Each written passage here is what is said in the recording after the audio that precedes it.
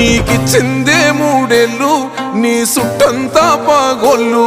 ఎంత కష్టపడ్డవో గాని తూడ్చావేమో కొన్నిళ్ళు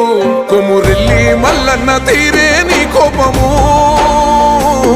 కొట్లాడినవే అసెంబ్లీలో మా కోసము మళ్ళీ నీ గెలుపు కోసం దుబ్బక మొత్తం ఒక్కటై వస్తున్నమే నువ్వు మాతో ఉంటే సాలో అన్న రఘన్నా సుడిగుండాలే దండాలు పెడతాయిలే మా కన్నా